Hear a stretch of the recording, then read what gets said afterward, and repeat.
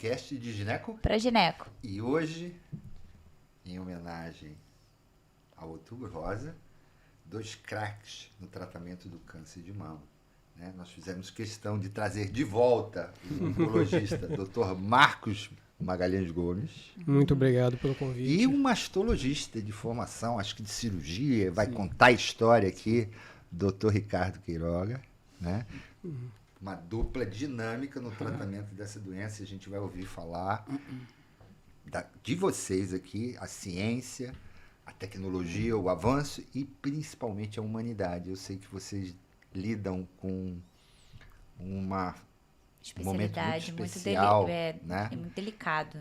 Principalmente da intimidade da mulher, e eu sei que vocês são bons nisso, e a gente vai bater um papo também sobre essa questão. Então eu quero que vocês se apresentem, mas antes de mais nada... Se inscreve no nosso canal, aperta o sininho, dá aquele like para gerar engajamento. Fiquem à vontade. Vamos começar com comigo? O Márcio. Ele já é da casa. Para você ver como funciona. Bom, então vou me apresentar, né? Já estive aqui novamente, então vou me apresentar da mesma forma, né? Depende do lugar onde eu venho, né? Então, pode ser Marquinho, Marcos ou Marcão, né? Marquinho, as pessoas que me conhecem já desde criança, né? Marcos, local de trabalho, área profissional, e o Marcão no jiu-jitsu.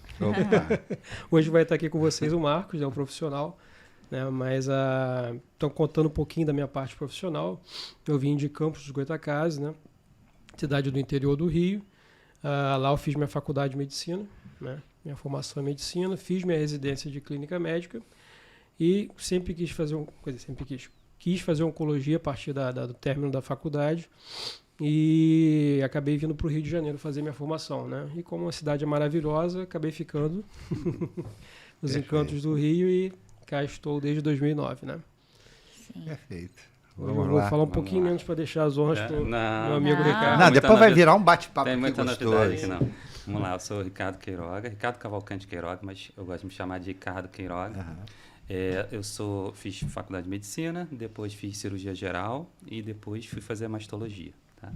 Eu optei pela mastologia porque eu tinha um familiar que era mastologista, então eu me encantei pela área e segui o caminho. Eu gosto também por causa atender o público feminino, né? É um momento difícil para elas, então a gente tem que ir com muita calma, sensibilidade, e eu gosto desse ponto, porque a gente vê a paciente de uma maneira de forma integral, e isso hoje em dia é cada vez mais difícil e no momento que elas mais precisam. Sim. Você fez a sua faculdade, sua residência, aonde? Assim? Eu fiz faculdade aqui na Gama Filho, antiga Gama Filho, depois fiz cirurgia geral no Souza Guiar, e depois fiz a mastologia no INCA. Desde o começo eu já queria fazer esse passo. Você queria seguir isso? Sim, queria seguir isso. Já foi ainda antes da medicina, ainda fiz biologia. Mas por que você não entrou pela... Ele é velhinho já. 47. Mas por que você não entrou pela ginecologia? Não, porque... Não era o seu intuito? Não. Você queria ser cirurgião? Sim, desde pequeno. Esse era desde foco. 10 anos... Por ter esse familiar médico, que era cirurgião também. Que você migrou. Migrei, sim. Porque hoje a gente vê que são 3 formas de você migrar para mastologia. A ginecologia, levando ao mastologista. O radiologista, levando ao mastologia. E o cirurgião geral, né? Que ele se subespecializa. Dizem, não sei. Mas eu ouço porque é uma forma menos urgência, mais focado. Tem a questão da mulher, né? Você teve um embrião, uma semente e optou. Mas a gente vê muitos jovens, né, cirurgiões gerais de formação, migrando para uma coisa mais qualidade de vida, de não pegar muita urgência, Souza Guiar o tempo inteiro, né? Então, é importante que a gente diga isso para o nosso público, que são as 3 formas de ser um mastologista. Você pode fazer a mastologia vinda da ginecologia, né? E da cirurgia geral. Cirurgia geral ou a imagem também. Muitos radiologistas migram para fazer só imagem e mama, né? É uma especialidade muito complexa, né? Assim, tem várias pessoas envolvidas, multidisciplinar, né? Sim. Vamos lá. Então, o nosso papo hoje é câncer de mama. Eu queria que eu sei que vocês trouxeram presentes pra gente. Que eu amei. A gente ficou muito comovido. O Ricardo... É bacana, hein, Ricardo? Aqui, eu tô vendo aqui o eu perguntei cartão. se era rosinha mesmo, porque o nosso, às vezes, vezes muda, né? O tom, a gente muda todo o tom. E eu acho que é o mês que as pessoas mais se movimentam, né, em conscientização. Acho que é o mais marcante. Todo mundo sabe que outubro é outubro rosa é né, da conscientização do câncer de mama. E trazendo um pouquinho da história do outubro rosa, né, que a gente sempre fala, né, e hoje em dia a gente tem vários outros meses também relacionados a outras doenças, né. O outubro rosa, ele começou na década de 90, né, lá nos Estados Unidos, né, então teve uma corrida na época contra o câncer de mama e as pessoas que iam correr recebiam fitinhas rosas. Né? Então, desde então, esse ficou a marca né, da campanha, né? E isso foi crescendo ao longo dos outros países. Né? No Brasil, parece que isso começou a repercutir um pouquinho mais em 2002. Né? E aí, eu acho que foi mais em São Paulo, teve uma campanha lá no obelisco. Um obelisco de Ibirapuera, eles colocaram a iluminação rosa. E é interessante dessa história do Outubro Rosa, que começou da seguinte maneira. A Susan Conan, se não me falha a memória, ela com 36 anos, em 1980, ela faleceu de câncer de mama nos Estados Unidos. Naquela época não tinha muito recurso, não tinha muita acesso, não tinha muita... Infelizmente era outra era, né? E a irmã dela criou a fundação em 1982, 2 anos depois. E foi passinho de formiguinha, né? Mas chegou em 1990, teve a corrida pela cura, que aí distribuíram o lacinho. Foi em Nova York. Foi em Nova York. Legal. Então, assim, foi um legado, né? Que a irmã se chama Nancy. Ela fez esse legado para a irmã Susan, que faleceu aos 36 anos na época. Isso é uma coisa muito comum, né, nos Estados Unidos, né? Às vezes pessoas que passam por uma experiência pessoal, às vezes ruim, né? Às vezes ela tem uma condição um pouco melhor, eles acabam fazendo fundações, né? E acabam trabalhando em prol, né? Você viu aquela última, acho que foi, não sei se foi Nova York, Chicago, do professor de medicina que faleceu. Não era professor de medicina, era um multimilionário e deixou a herança toda para a mulher e a mulher colocou todo mundo da faculdade de medicina cota paga. Ela pagou, né? Tem toda essa questão. Lá tem muita filantropia, né? Em prol de ajudar, né? E isso é muito bacana, né? E olha, começou na filantropia, virou uma campanha mundial de conscientização, né? E hoje é uma das mais Vocês fortes. veem toda essa mobilização, né? Isso é bonito, né? É apaixonante, sedutor, instagramável. Sim. Mas vocês veem isso como... Tem esse retorno no resultado? Que resultado? Desfecho final? Melhora? Diagnóstico mais precoce? Sim, sem dúvida. Entendeu a pergunta? Entendi. Se não é só marketing. Aí que tá. Hoje em dia tem muito marketing também, né? Infelizmente tem muitos locais que pintam de rosa, mas não dão uma palestra para o funcionário, ou não incentivam o funcionário a buscar fazer o exame, tá? E infelizmente isso acontece. Mas é sempre importante, sempre a conscientização, tá? E além hoje em dia é para o câncer de mama e até para o colo de útero, né? Sim, estendeu. Hoje estendeu. Estendeu. E é importante para quê? Para a pessoa se conscientizar que ela, pelo menos de uma vez no ano, ela tem que dar valor ao seu bem mais precioso, que é a sua vida, né? Então a gente dá uma paradinha naquela época. E eu gosto até de falar, tanto nos meus vídeos, vocês já observaram, eu falo muito além do outubro por uma vida rosa. Porque não basta só o outubro. Exatamente. Porque não é só outubro que tem câncer de mama. O câncer de mama é o ano todo. Então a gente tem que estar alerta o ano todo. O outubro rosa, sem dúvida, é fenomenal, mas a gente tem que estender isso para o resto do ano, né? É que eu acho que a gente vai perdendo um pouco ao longo do ano.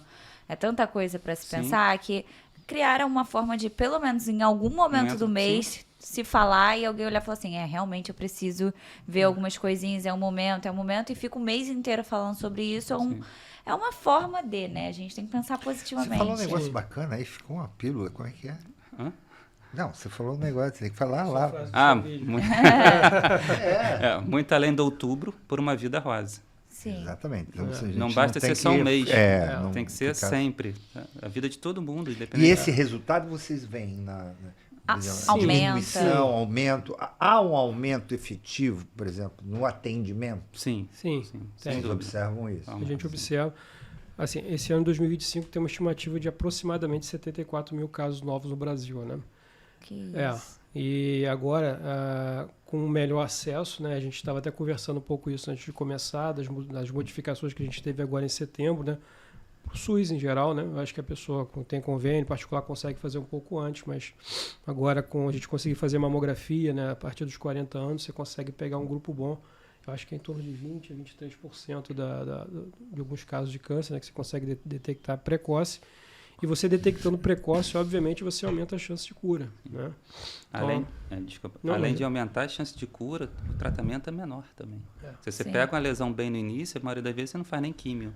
Se queira ou não queira, a gente tem que pensar na químio, nada contra você. Mas, por exemplo, a químio impacta muito a vida da paciente. Com né? certeza. Principalmente o câncer de mama, eu gosto de falar assim, que é muito ruim, devastador para a mulher. Né? Porque vai fazer uma químio, cai cabelo, né? Todo o impacto, vai operar, às vezes tem que fazer uma mastectomia. E aí para a vida da paciente, isso é muito ruim. Né? A qualidade de vida... Que a mulher, ela tem toda a feminilidade dela em alguns pontos que, quando a gente passa por essas situações especiais, né, e delicadas, a gente vê que nada vale, a vida é muito mais importante. Mas falando pelo processo de dor, né, perder, né, ter uma mastectomia, mamas, cabelo, né, a unha, né? A unha fica fraqueza, manchada. então, assim, tudo isso é muito chocante, é muito delicado, é muito triste, né? Então, se você puder postergar isso ou não acontecer isso... E o Ricardo tocou num ponto muito importante, que é essa questão de realmente, quando você aborda no início, faz o diagnóstico precoce, você consegue ser mais conservador, né?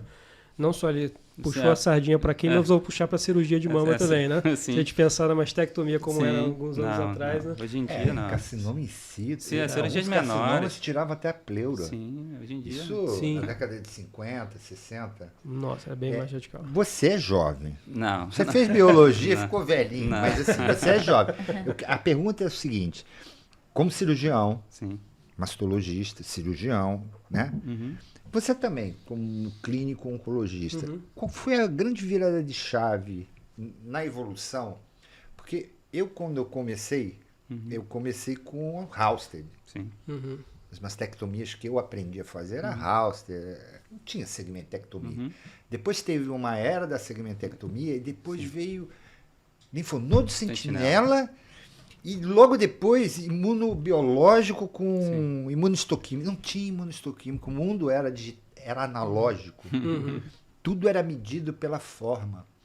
Aí começou no meu hospital, por não ter imunohistoquímica, a gente tinha que ir ao fundão. Porque, embora o Moncovo seja da UFRJ, a gente tinha que recorrer a algumas coisas no fundão, porque não tinha os reagentes para fazer imunohistoquímica. Eu vivi uma era... Então, assim, aonde é que foi a grande virada de chave para vocês? Bom, no processo de tratamento, não é nem diagnóstico. O diagnóstico veio com a radiologia, mas eu acho que você puxou um ponto muito importante. Eu estava aqui, quando você começou a pergunta, eu fiquei pensando na história da oncologia, né? Eu acho que a imunohistoquímica. Por quê? Porque antes a gente tinha muito tratamento quimioterápico geral. Receita de bolo, todo mundo vai fazer quimioterapia, né? Hoje você e com a imunohistoquímica você começou a ver alvos, né? Então os receptores hormonais inicialmente, tamoxifeno lá atrás, né? Depois entraram as drogas anti-HER2, né? O trastuzumab, né? Hoje em dia a gente já tem alvos para pessoas que a gente nem imaginava tratar antes, que era o triplo negativo, né? Então tudo isso veio a partir de você ter a imunohistoquímica e começar a individualizar um pouco mais. Então acho que hoje, até te agradecendo, acho que eu responderia imunohistoquímica. Pensando na parte como cirurgião para você. Na realidade, eu acho que foi um conjunto. Acho que foi tudo ao mesmo tempo. Ele falou da quimioterapia, mas a gente não pode menosprezar ou desvalorizar o tamoxifeno, né? Tamoxifeno, até hoje, né? Até hoje. Eu acho que ele é da década de 60, eu acho, tamoxifeno. E até hoje, você usa tamoxifeno para a grande maioria dos tumores, né? Embora outros tenham químio, e tudo evolui ao mesmo tempo. A cirurgia, a gente faz menos cirurgia hoje porque evoluiu biópsia, que antigamente não tinha. corebiópsia, mamotomia com clipe. Isso não existia antigamente. Era biópsia, era incisional. Ia lá, botava no centro cirúrgico, tirava o fragmento e dava para o patologista. Então, isso tudo, a biópsia, então, eu acho, da parte cirúrgica, linfonodo sentinela, sem dúvida, que hoje em dia raramente a gente esvazia uma axila, tá? Porque deixava sequelas na paciente com qualidade de vida muito ruim. Hoje em dia você nem vê praticamente na rua, né?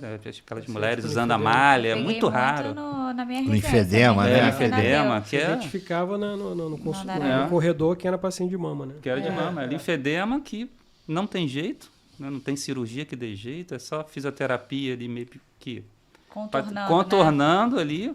Aí a qualidade de vida, não podia tirar cutícula, não podia ter erisipela no braço, sabe?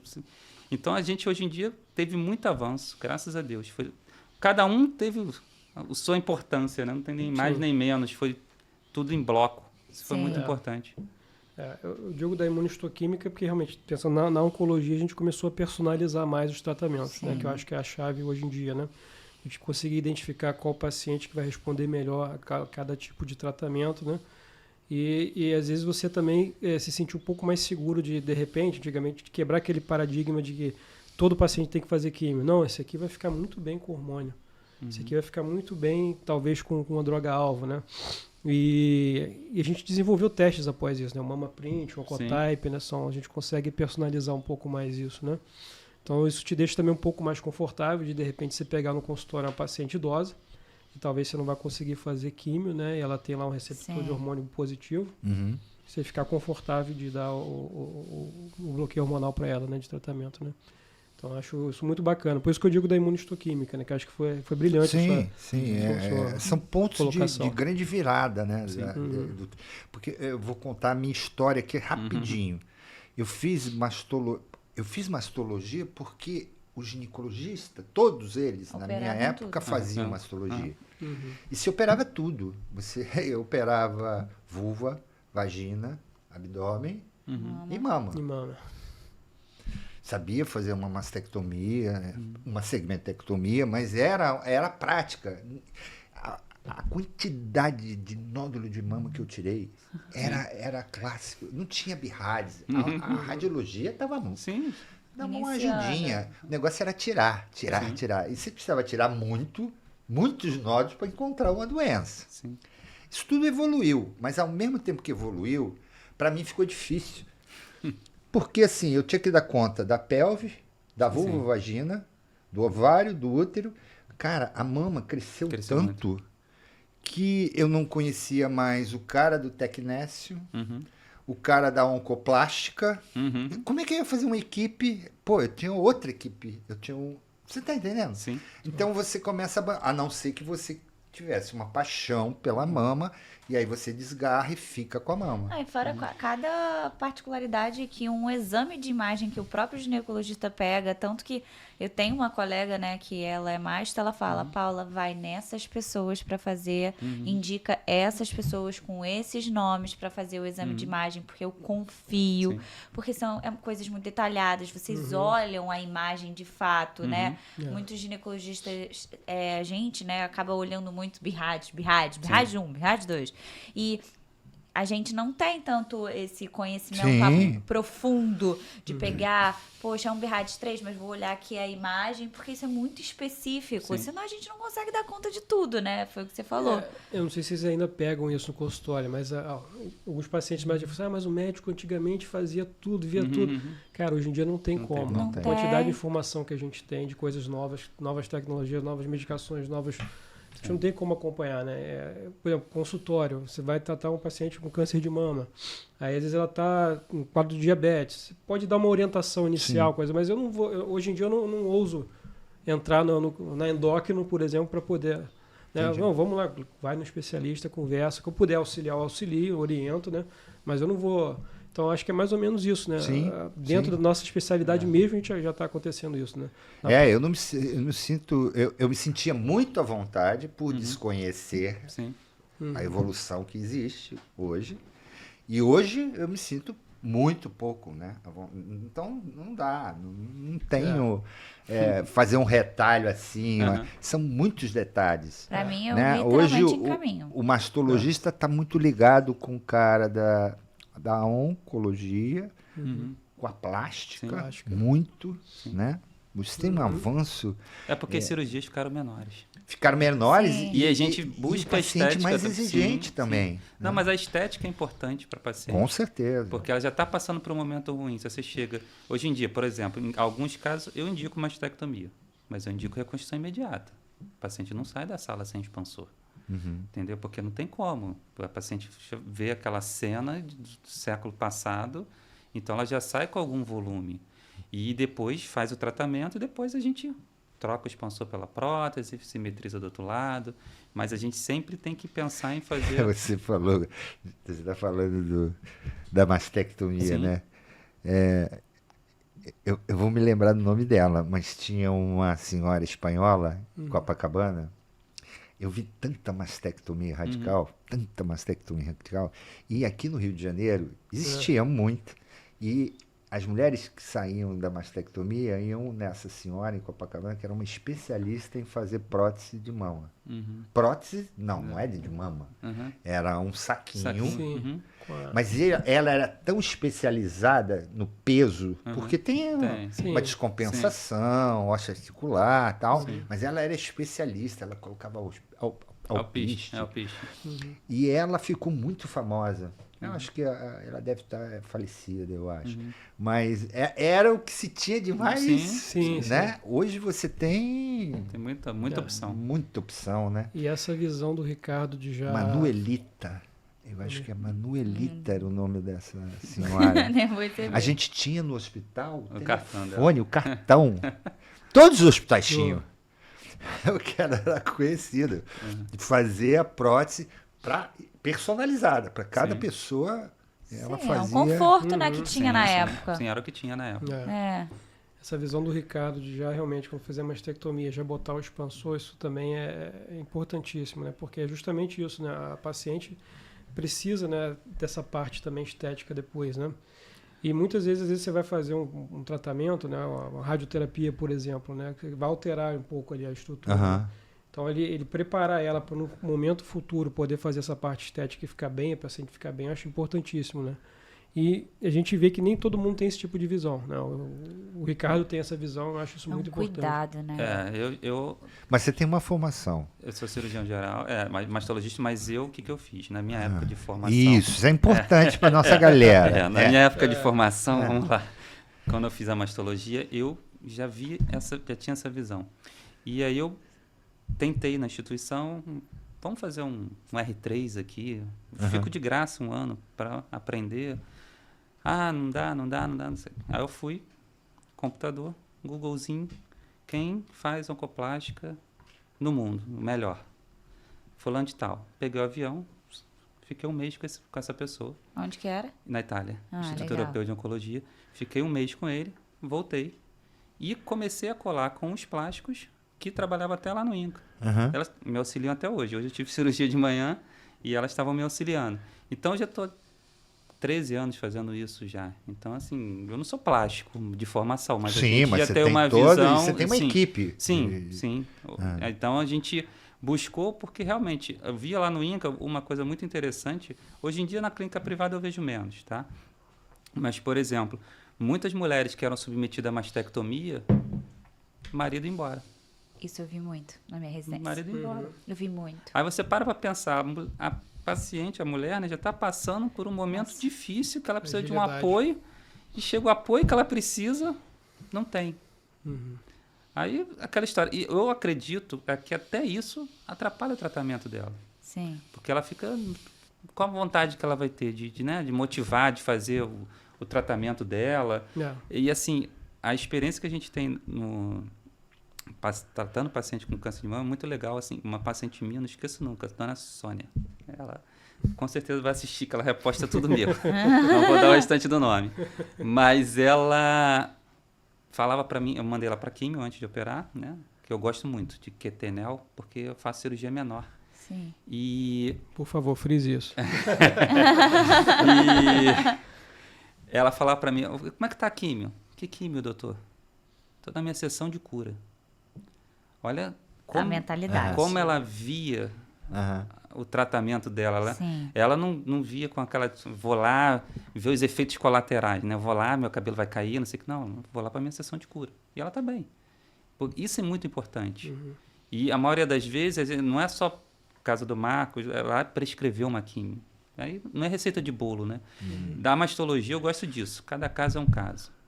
Às vezes eu vejo paciente falando assim, no grupo do WhatsApp, fulano operou, fez isso, fez aquilo, não sei o quê. Por que você não faz isso em mim? Eu falo, não, o caso dela é o dela. É muito individual. É muito individualidade. Porque você vai ver tamanho de mama, expectativa da paciente. Tanto detalhe, muita variável. É muita variável. Não dá para você chegar, vou fazer isso, e está determinado porque eu quero isso. Não é receita de bolo. Não é o que eu quero, é o que é melhor para ela, né, do ponto de vista oncológico, e que ela vai ficar satisfeita também. Não adianta ser meu ego, não adianta ter o meu ego, tem que ser o paciente em primeiro lugar, né?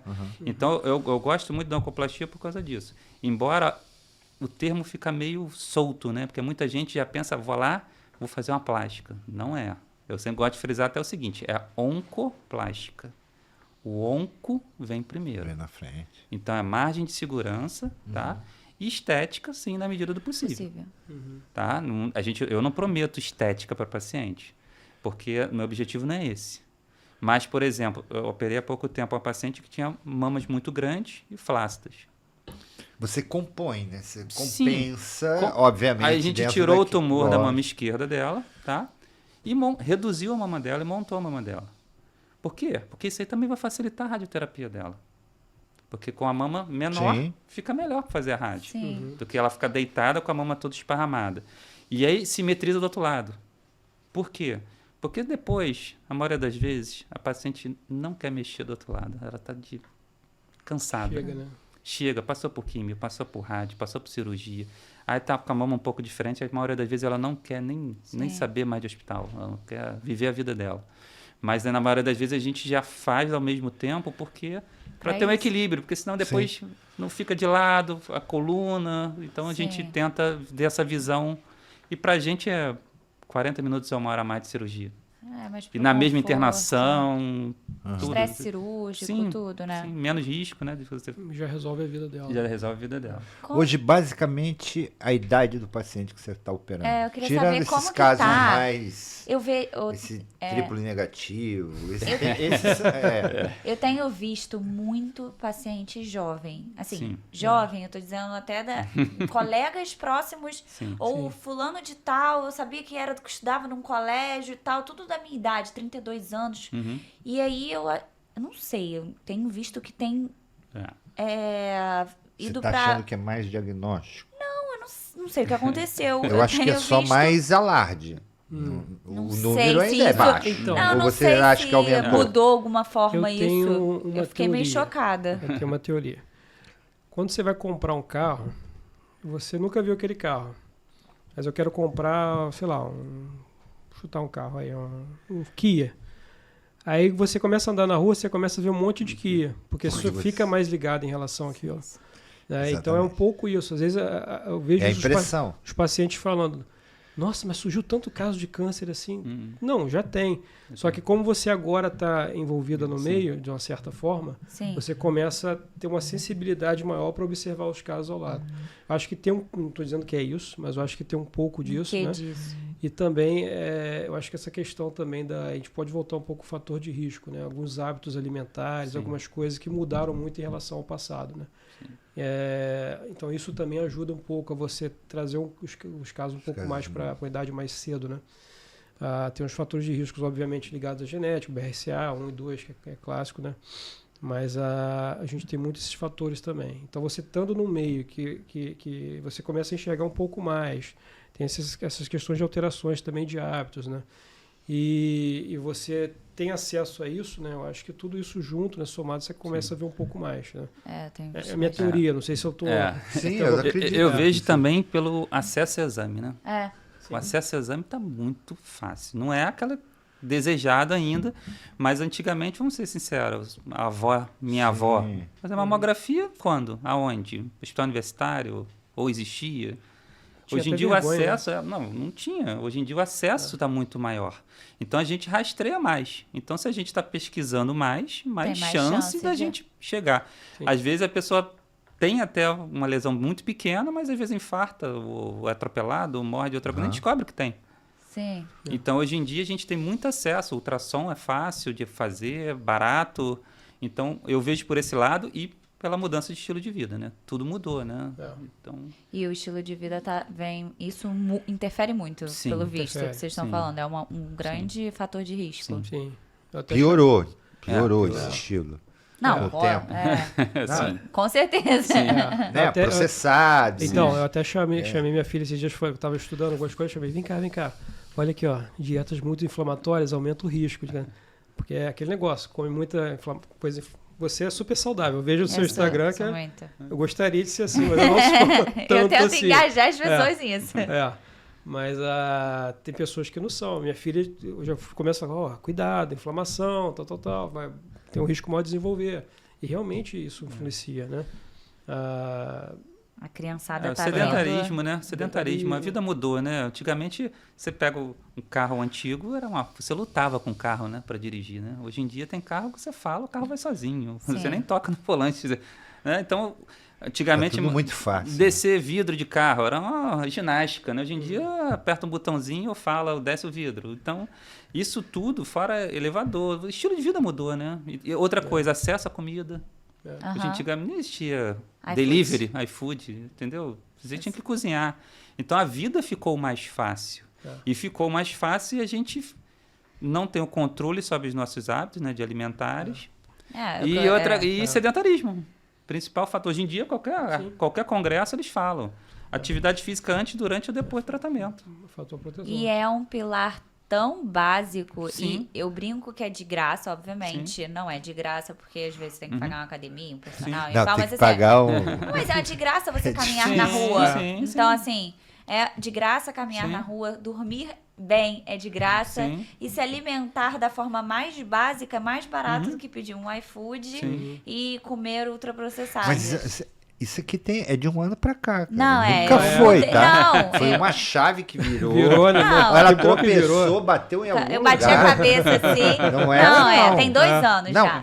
Não, tô só falando. Tem 2 anos que eu mudei meu estilo de vida. Antes era fofura e cheeseburger todos os dias. Não, porque não foi imitando. Tem o seu valor de vez em quando. Foi imitando. Sim. Não passei nada disso. Não passou, não.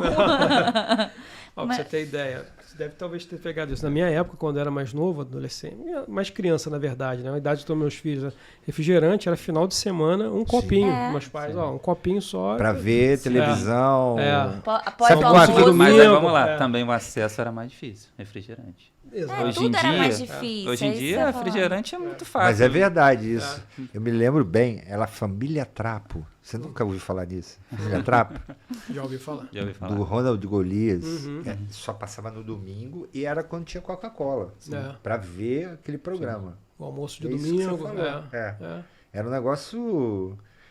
muita mudança de hábito e a gente ficou muito vulnerável, né? E vocês acham que os pacientes que vocês têm pego têm lidado melhor? Eu sei que não é fácil. Não é fácil, já descarto isso. Mas enfrentado melhor esse momento, eu digo isso porque não estou dizendo que as redes sociais, elas muda algo, porque é uma parcela da vida da pessoa que ela mostra. Mas eu vejo as pessoas compartilhando aquilo ali, o processo de cura, e tentando tornar aquilo ali um pouco mais leve e mostrando que é uma superação e tudo. Não sei se as redes sociais podem ter ajudado isso, e as pessoas têm enfrentado isso de alguma forma. Vocês têm visto isso? O digital. O digital tem ajudado eles ou atrapalhado? Na minha percepção, muito atrapalha em alguns pontos, tá? Muita fake news, tá? Sobre câncer de mama. E aí, às vezes, você está no consultório, você tem que desmistificar aquilo ali. Trazer para a realidade. Como? Não faço mamografia porque tem alguém que fala na internet que é 200 vezes mais radiação que um raio-x de tórax. Falando isso. E que é mentira. São 4 vezes mais só. Então, assim... que o tumor se alimenta de açúcar e aí eu não posso comer açúcar. Aí eu falo assim, minha senhora, Já era, seu né? cérebro se alimenta de açúcar, seu músculo é de açúcar. Tudo é. E você tem que estar bem para encarar uma quimioterapia, para encarar uma cirurgia. Você não vai restringir seu açúcar agora que vai mudar a sua vida. Se fosse assim, todo diabético estava lascado com câncer, né? Que não é controlado, você está com açúcar alto e ia dar problema. Aí eu vejo da seguinte maneira, eu vejo até como um termo até pesado, assim, uma crueldade falar Sim. isso, divulgar isso na internet. Porque às vezes a paciente está passando por um momento tão difícil, às vezes o único desejo dela é comer um bombom, E ela não tá fazendo. que lembra quando ela era criança, aquele momento de felicidade, de tudo, e você chegar... Não pode. Tirando essa Sabe? informação, acho que a informação eu acho que só pode ser dada por especialistas, e Sim. tem até especialistas que dão Sim, falsas sim. informações. Mas o processo, né, de contar que está vivenciando aquilo, tem ajudado. Antigamente era muito SUS, dando relato. né? Sim. Hoje a pessoa já... A pessoa está com mais informação, Mais né? informação. Mais informação. Algumas ruins, né? E outras boas. Sim. Mas a pessoa, de uma maneira geral, ela tenta relatar aquilo ali para alertar outras pessoas, né? Sim. O intuito de quem está passando é que eu não quero Ou que encorajar. ninguém passe, né? Se tornar positivo, Sim. né? Encorajar, Exemplos falar aquilo, positivos. exemplos Sim. positivos do como passou, como que Sim. foi o processo, É. olha onde eu tô, como que eu tô fazendo. Tô superando, né? Tô superando, né? Aquele bicho de 7 cabeças. Tipo... Mas Esse é elas outro chegam ponto, falando né? para você assim, doutor, você vai entrar com um protocolo... Mostra alguns vídeos. Elas chegam nesse nível? Não, ainda Então, Não, porque hoje, Não, hoje sim, você... sim. Hoje não é mais Google. Não, é chat GPT. Joga o inteligência resultado. artificial. Chat Chat GPT, GPT. você Sim. deu a imunistoquímica, ela Sim. colocou lá e vem... E Primeiro, ela o confronta. chat ainda fala, procure seu médico. Sim. Na segunda, ela ainda insiste, procure seu médico. É. Na terceira, ela fala Então, todo o eu tratamento. já peguei bem poucos casos de pessoas, não de confrontar, mas de perguntar, e você vê que o Com mais caminho detalhe. está um pouquinho mais detalhado do que antes. Já vi isso sim. Já peguei alguns casos, muito pouco, tá? Eu acho que não é o perfil muito ainda Muito difícil. dos pacientes. Porque né? é idoso, né? É. É idoso. É mais, a Não, mulher mais é. madura, a mulher de 48, 49, 50 anos, que não tem tanta... Ela não é tão Eu até digital. conversei um pouco isso quando eu estive aqui a primeira vez. Quando eu estive fora, né? Aham. O perfil do paciente americano, por exemplo, né? Talvez o Ricardo possa compartilhar do italiano. Ele já chega com todas as informações e ele toma as decisões. Aqui no Brasil, sim. o paciente delega a você tomar as decisões, a maioria, né? Não são todos. Isso tem mudado um pouquinho, né? Então, acho que o perfil ainda do paciente brasileiro é um pouco diferente e eu acho que talvez leve um tempinho para mudar. Mas a gente Mas já a viu tendência a é gente já essa. viu algumas sementezinhas plantadas já. Eu acho que é por questão cultural e de conhecimento. Minhas pacientes, eu discuto todas as possibilidades. Ó, tem esse caminho, tem esse caminho, tem esse caminho. Não existe o certo e errado. Ela- Existe conduta. Não é o que eu quero, é o que é melhor para você. Pode fazer isso, isso, isso. Qual que encaixa. Qual pra que você? encaixa melhor para você? Que você Porque às vai vezes a paciente encarar? não quer ser operada naquele momento. Às vezes, por exemplo, a paciente chega para mim primeira vez. Às vezes o tumor é até ressecável, mas eu palpo a axila dela, é suspeita. Essa paciente eu mando para químio. Para quê? Para minha intenção lá na frente não ter que esvaziar a axila dela. Que esse é o problema. Então, eu não parto de... Poderia operar direto? Poderia, mas grande chance eu ter que esvaziar a axila dela de cara. E aí? Eu vou deixar a sequela Você dela pro resto conversa- da vida. você conversa sim. com ela Uma sobre- morbidade Sim, pro resto sim. da vida, né? A gente tem que deixar isso bem claro. É o que eu falo para a paciente. Ó. Você chegou nesse momento que a gente chegou ao diagnóstico, a gente tem duas opções. Tratar ou não tratar. Se não tratar, a gente já sabe onde vai parar. História natural. vamos ver. Então, vamos tratar. Permita sofrer. Estipule um prazo para você sofrer. Por exemplo, vou ficar um final de semana chorando no banheiro para ninguém ver. Todo direito seu. Segunda-feira, bola para Vamos frente. tratar. Vamos tratar. Que ainda dá tempo de fazer alguma coisa. Acho que o maior problema é a gente, primeiro, o medo do diagnóstico, que às vezes a paciente não quer fazer a mamografia por causa do medo. É. E aí, vai na internet, a mamografia dói, mamografia causa câncer. Aí a pessoa que já não quer fazer, Não faz. não vai fazer. Ponto. Aí já chega Já com... chega com aquela boa vontade, aí tem que fazer alguma outra coisa, cancela o exame. Então, assim, o medo paralisa. Isso é muito ruim. Porque paralisa, Mas a doença não está parada. Então, a maioria das pacientes com câncer de mama, a gente abriga com o tempo. Porque com um tempo menor, tratamentos menores, melhor qualidade de vida, mais chance de cura. Se a gente deixar passar, a mesma coisa. Agora, eu botei até um vídeo ontem no meu Instagram. Biópsia espalha câncer. Outra lenda urbana. E aí a pessoa fica com medo de fazer biópsia. Porque diz que espalha o câncer, sabe? Você para pensar, de onde o cara tirou isso? E aí, isso é uma informação do falada, passado. Aí vai virando um telefone sem fio. Telefone sem fio. E aí a paciente com medo não quer fazer biópsia. Entendeu? Sim. Aí você para pensar, e aí? E se for doença, ela tá crescendo. A função dela é essa. A função do câncer é o quê? Perdeu o controle da multiplicação celular. A função dele é o quê? Só crescer. E aí você deixa de ser mais conservador, como a gente falou no início da conversa, né? E aí vai ter que ser um pouco mais agressivo. Sim. Vocês sentem que os pacientes confiam menos hoje nos médicos, nas condutas? Ou eles ficam são muito mais questionáveis? Eu não vejo isso, não. Não, o que fala é isso, eu acho vambora. Eu acho que assim, é o tipo de abordagem. A gente, como você conversa com o paciente, a postura. Isso é importante. Isso só aprende com o tempo, vendo os pacientes. Vocês notam, tanto na oncologia, jovens se formando com clínicos oncológicos e mastologistas. Você vê uma boa formação? Ou está saindo muita gente aí fazendo sem formação? Então, na oncologia, o cara que chega até o ponto final da oncologia, eu estou vendo. Ainda estou vendo pessoas, muita gente nova que está formando na oncologia e muita gente boa. Tá?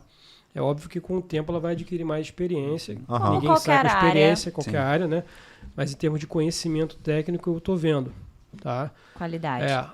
O que eu às vezes não vejo é o médico que acaba a faculdade e meio que para por ali. Esse aí eu ainda estou vendo algumas dificuldades, né?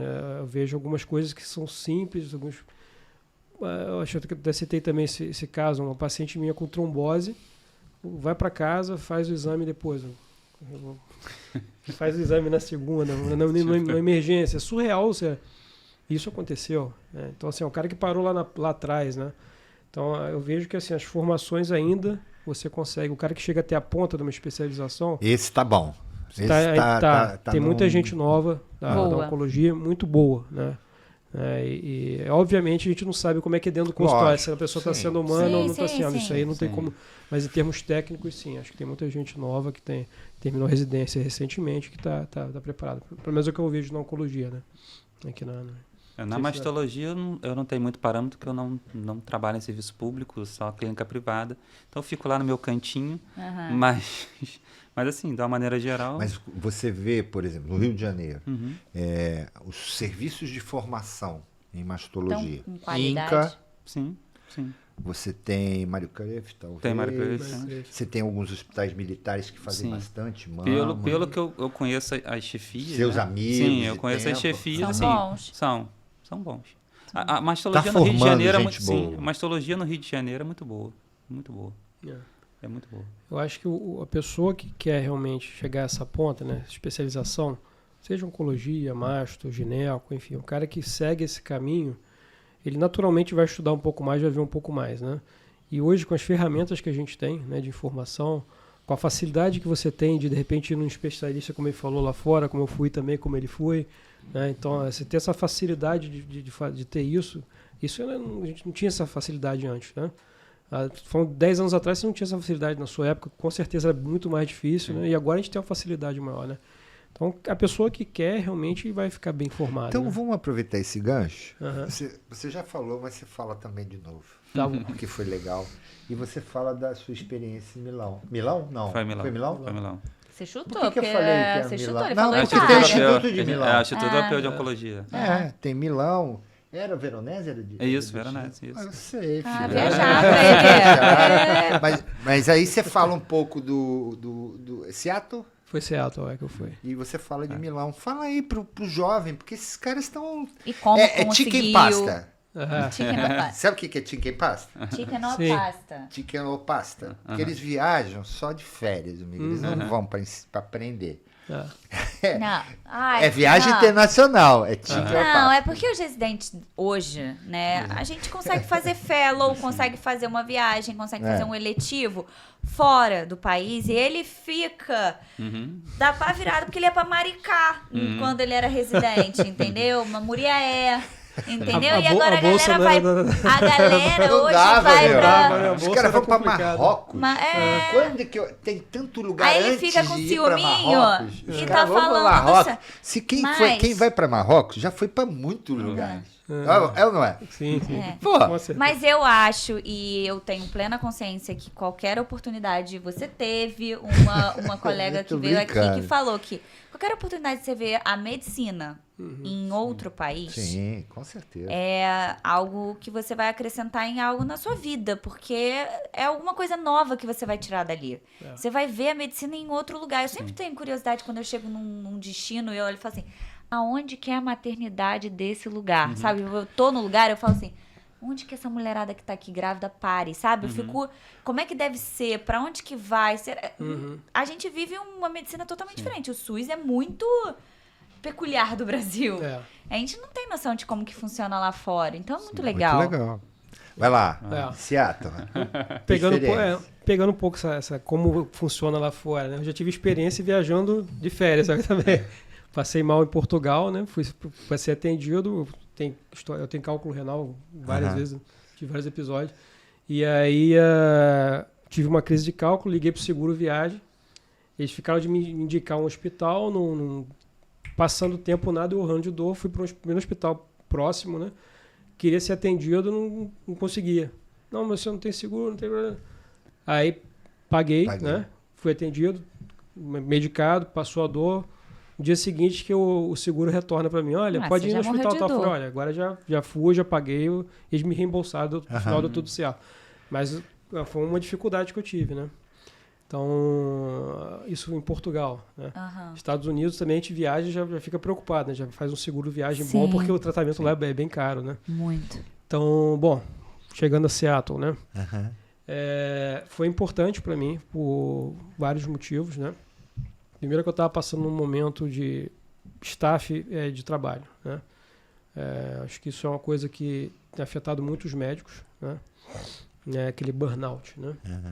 Então, foi importante para mim sair um pouco para poder voltar a pegar a essência do que eu faço, né? Que é ver as pessoas melhor, olhar melhor. E estava uma coisa muito mecânica, né? Então, para mim foi importante disso, né? De eu dar essa pausa, poder fazer isso e conhecer realmente como é que funciona a medicina fora, né? E aquela coisa que a gente vê em congresso, que a gente vê enfim, em viagens que a gente vai para o congresso. Então foi importante para mim, né? Eu falei isso no anterior, vou falar de novo, né? Eu tive uma pessoa muito legal comigo, o Luiz, né? Que é até o nosso diretor lá da oncologia, da DASA, né? Que agora é Américas, né? Na vez passada eu via na DASA, agora é uma fusão, agora é Américas, né? Ainda estou me acostumando na cabeça. Então ele teve o contato com essa pessoa em Seattle, né? Então eu fui, passei um mês lá, né, de observer. E foi importante por isso, né? Porque eu ia para lá sem aquela preocupação de ter que fazer o atendimento, eu ia para observar, para acompanhar, para ver. Então como que as coisas funcionavam, como que era feito lá.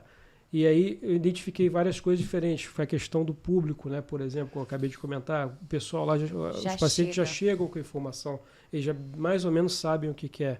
Eles querem, obviamente, ouvir o especialista, mas eles já têm mais ou menos, eles traçam a conduta para eles decidem, né? E aqui tem essa diferença, né, da questão do paciente, ele delega para você a decisão, doutor, o que você fizer para mim tá ótimo. Melhor. A gente ouve muito essa frase, né, em consultório, né? E lá é o contrário, né? Então, assim, eu vi essa diferença, né?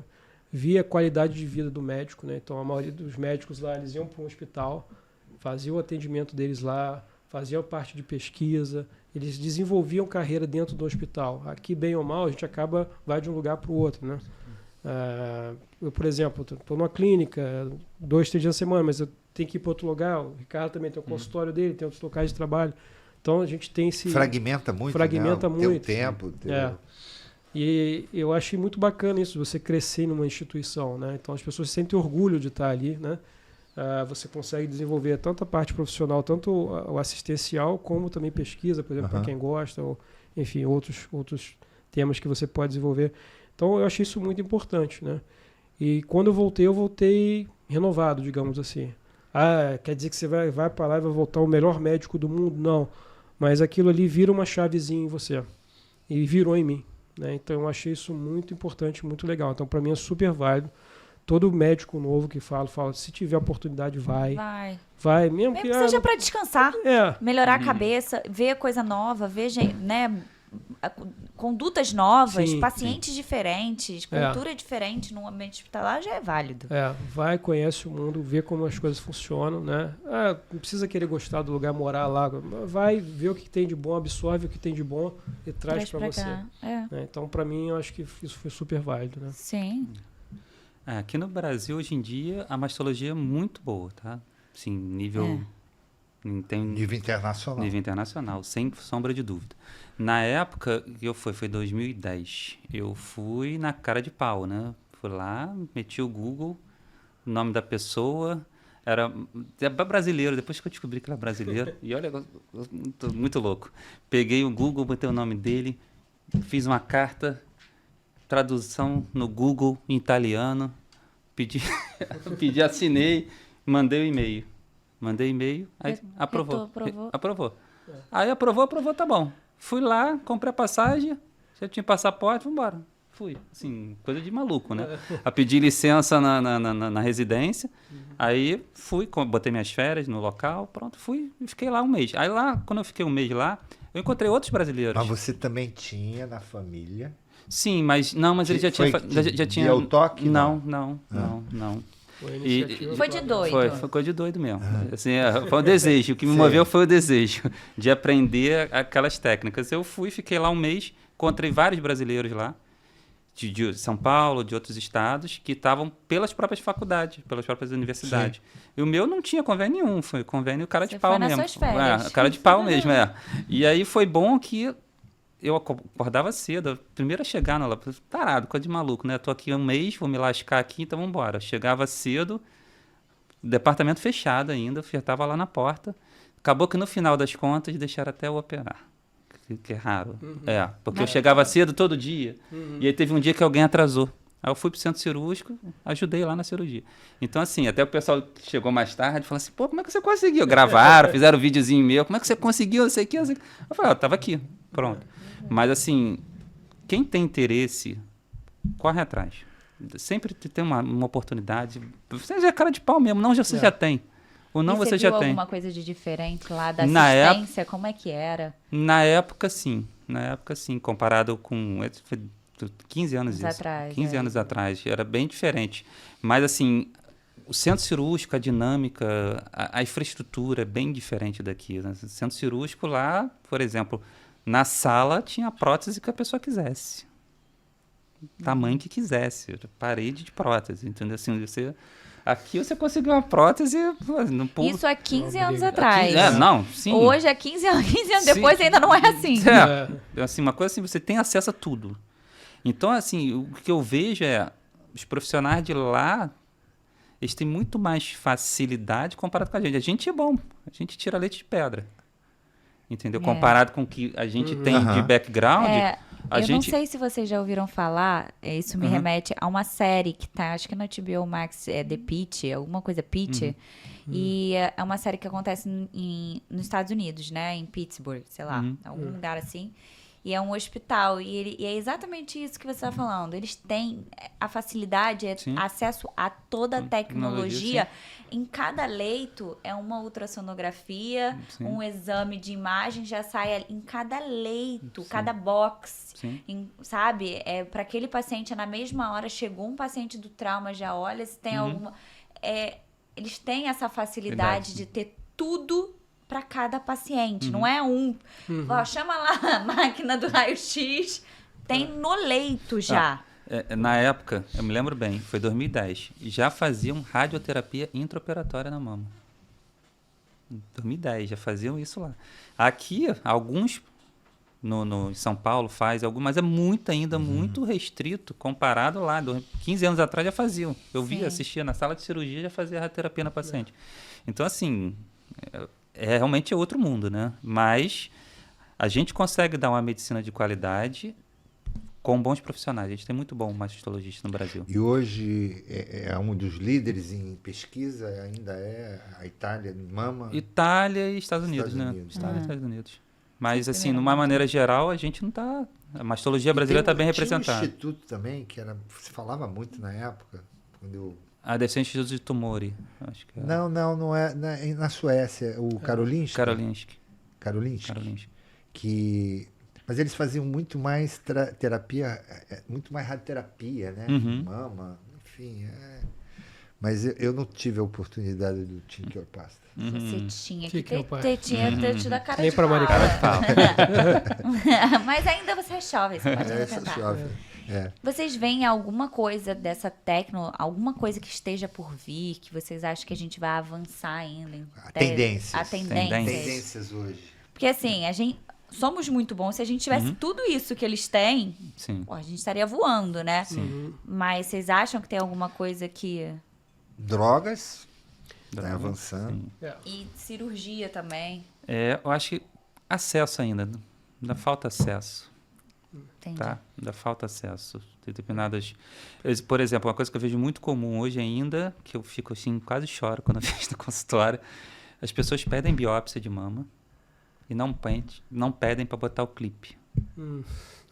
Cara, assim, isso é muito ruim. E você sabe que hoje tem treinamento para isso, né? Os serviços de radiologia estão fazendo um trabalho junto ao ginecologista. Porque o ginecologista, esse raiz, que está lá, que não faz a mama mais... Não sabe. Não é que não... Não, a gente até sabe, mas não assim, é tão específico. Não tem a visão, né? Não, e tem os detalhes do plano, por exemplo. Porque você já tem que pedir, já tem a pessoa que vai colocar... O que acontece, eu vejo no consultório. Às vezes a paciente chega para mim, fez uma biópsia de mama, uma corebiópsia. Vamos lá, diagnóstico, câncer. Aí minha cabeça... ele tá? Não, às vezes é um nódulo grande. Minha cabeça, é tumor, mandar para químio antes. Cadê o clipe? Não tem. Aí eu tenho que fazer uma nova biópsia. Ou seja, a paciente vai passar por aquele procedimento todo de novo. Aí, às vezes, briga com o plano, porque o plano não quer liberar, acabou de fazer uma nova. Então, assim, às vezes é só escrever no finalzinho do pedido, com clipe. Só com clipe, 2 palavrinhas. E a gente, até hoje, não vê isso. Isso é muito ruim, porque atrasa mais ainda o tratamento. Esse é o ponto que eu ia falar, atrasa o tratamento. Quando chega, às vezes, pra gente, sem o clipe, eu falo, mas peraí, vai tirar tudo? Não, então por que não botou o clipe? Tem que voltar lá para clipar. Aí perde. Mas o que eu vi, o grupo DASA fazia isso, ele fazia mini palestras ali Mas isso é bom naquele ter prédio novo. novo. Sim. O ginecologista. Sim. Sabe o que pra acontece? Poder dar esse essa insight, luz. O porque cara às vezes... sabe que é uma biópsia. Sim, mas sim. mas o que acontece? Na correria. Sabe o que acontece na maioria das vezes? O ginecologista não é crítica, nada disso. Às vezes ele quer ajudar o paciente. Ele vê o paciente ali, vou ajudar, já vou encaminhar para o especialista com a biópsia. E às vezes não pede esse detalhe pequeno, mas que para a gente faz uma diferença absurda hoje em dia. É o que eu falo, a biópsia com clipe tem 3 funções, né? Primeiro, a gente ter certeza que o local foi biopsiado. Se você tem um nódulo, entrou uma agulha ali, depois você vai ter um clipe ali dentro. Então, realmente, entrou alguma agulha, tirou o fragmento para poder entrar o clipe, então acertou o local. Segundo, se vier benigno, vida que segue. O paciente vive com clipe pro resto da vida, não tem problema nenhum. Pode passar em porta de banco, ressonância, não tem problema nenhum. É de titânio, pequenininho, meio grão de arroz. Então, e se vier maligno, dependendo da imunistoquímica, químio antes. Tumor diminui de tamanho, opera a área que tem o clipe. Então, a gente faz cirurgia menor. Então, hoje em dia, o clipe, assim, eu vejo, não tem como não pedir no século XXI no Rio de Janeiro. Eu fico meio que indignado com isso. Até no serviço público tem. Reimagem, bota clipe. Isso aí tem que ser pílula. Reimagem, bota clipe. Holofote, porque eu acho que é... Então, assim, isso muda porque... não botou o clipe. Aí você vai ter que fazer um pedido para botar o clipe. Aí o plano vai demorar não sei quanto tempo, não sei... Porque é custo, né? É custo e tempo do paciente e é para paciente, né? Vai levar mais uma agulhada na mama. Entendeu? Isso muda, né? Mas eu acho que vai mudar, eu acredito que a gente vai conseguir melhorar isso, né? Antigamente a gente tinha mais ou menos em relação a isso com a questão da imunistoquímica, né? Às vezes já vinha pra gente com a biópsia sem pedido. Aí pedia imuno, esperava sair imuno para você poder personalizar o tratamento, né? Hoje em dia não. Já vem Chega com eu já mando até com estadiamento. Então, isso Agora já tem mudou. esse type, como é que você Oncotype. falou? O Oncotype. Tem Mama print, isso Oncotype. aí é só no privado. E são testes caros. São né? caros, né? O Oncotype está na faixa de uns 19 E o plano 20 mil. não cobre. Que isso? O Tem plano tá que cobre, tem plano que cobra Oncotype. Porque é mais barato fazer um Oncotype do que o tratamento. do que fazer o tratamento, né? Sim, você Depende. vai selecionar mais, vai Mais, reduzir. Então fazer- tem, obviamente, bons planos com gestão. Não é nem questão de ser bom plano, não. Tem planos menores, mas já sacaram Eles têm isso. essa noção. Já sacaram que é muito mais... Vão ter menos em conta. gasto. Menos gasto, sem falar... Não é só pagar o tratamento da químio, né? Às vezes a paciente afasta do trabalho, Sim. tem internações por complicações da químio. Recorrência. Então, o custo não é só o custo da químio, né? É Certo. o custo de outras intercorrências que pode ter. Então, hoje em dia tem plano que libera o Oncotype. Então, é caro, mas libera. E como é que eu faço com a nossa paciente lá do SUS que não tem um Oncotype? Químio. É MacGyver? É o que a saúde fornece de acesso. Sim. Aí a gente fala da personalizar o tratamento, né? A gente tenta fazer isso, obviamente, na realidade do SUS, né? O que a gente tem no SUS, né? Então, a gente tem bloqueio hormonal, tem químio, né? E agora, a gente comentou um pouco mais cedo, tem incorporação de novas drogas, né?